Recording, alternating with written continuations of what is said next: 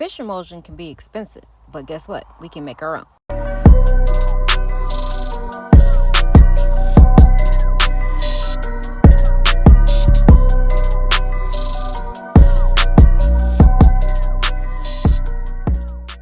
Gonna need a bucket with a good lid, some plastic tubing, some glue or caulk, something just to seal the tubing with, a drill, some brown materials like cardboard, sawdust. I'm gonna use wood shavings, so your fish scraps, molasses, water, and you're gonna need a cup or a jar when we create our airlock.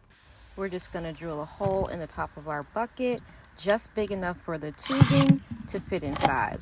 This hole I drilled the first time, I just need to make it just a tiny bit bigger. I don't want any gaps really between the tubing and the plastic lid, but I did have to make it just a tiny bit bigger. I'm using a 2-gallon bucket today. You could easily use a 5-gallon if you want, but I'm only going to use the partial fish scraps that I have, and then I'm going to put the rest of my compost. So now that we have the tubing in, I'm going to take my Gorilla Glue and I'm just going to go around the tubing where the hole is to make sure that nothing can get in the tube. But we do need this tube to let some gases escape while it's quote unquote fermenting or decomposing inside the bucket. So you want to make sure that it's sealed so no bugs and flies can get in, but also so you have a way for gas to escape. So sort of like creating your own little airlock with plastic tubing. And then I'm just going to sit that to the side and we're going to let it dry really well. It's not going to dry totally, but it'll dry enough where it's stable, and then it can dry the rest of the way while it's sitting. Now that we have that done, let's get started on the actual emulsion. I'm going to use aspen shavings because that's what I have on hand from the rabbits and the baby chicks that we have. So I'm just going to add about an inch or so of that to the bottom of the bucket.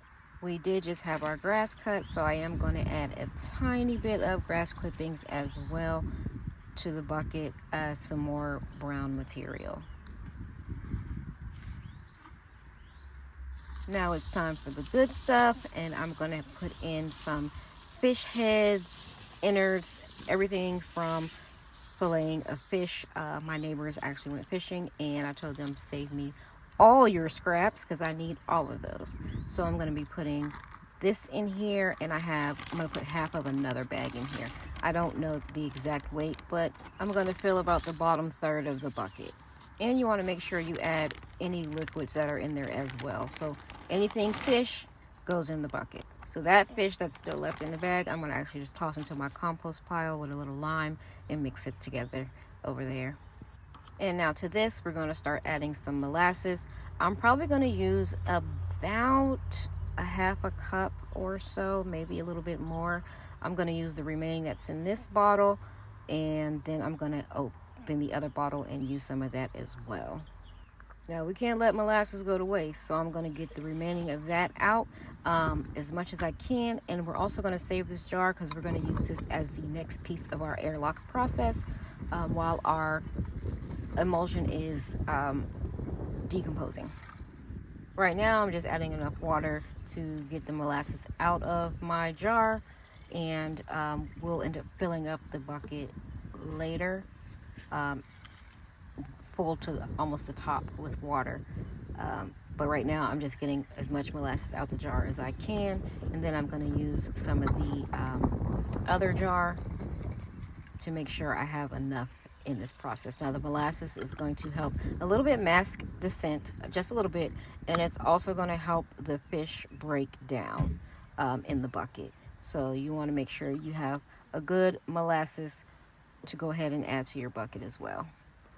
Now I'm going to start adding water. This is water from my rain barrel. Since I was already outside, I said, hey, why not? Let's use the good stuff, the good rainwater. So I'm just going to fill it up, but I'm still not going to fill it up all the way.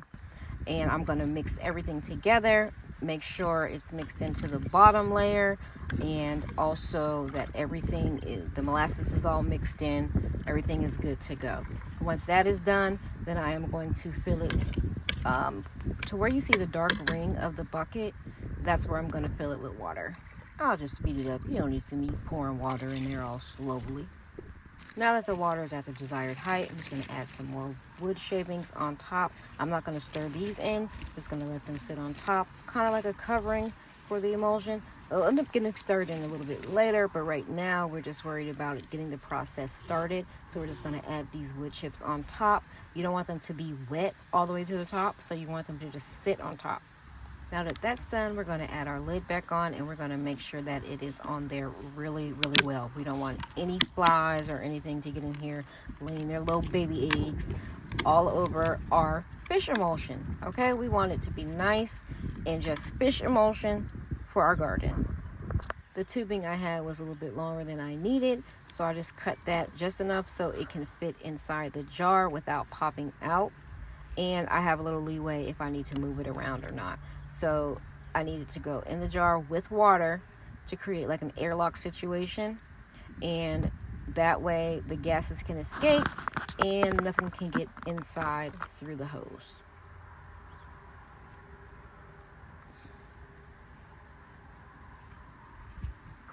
Now I'm going to place this a little bit away from the house in a sunny area where I can get some sun. It's actually near my compost pile anyway. We're going to get some sun, and then every 2 or so days we're going to give it a good stir, give it a good mix, and then we'll be ready to use it in about a month. 2 would be optimal, but we can use it in a month. When it's time to use it, you're just going to strain off the liquids from the solids. You can actually leave the solids in there to start another batch, but you drain the liquid off from the solids, and then you're going to dilute your emulsion. It's about a tablespoon per gallon for fertilizer for your garden. So now you've made 2 gallons almost, well, probably about 1.5 gallons of fish emulsion for cheap compared to what you're paying in the store. Don't be afraid to like this video, and if you haven't already, please subscribe.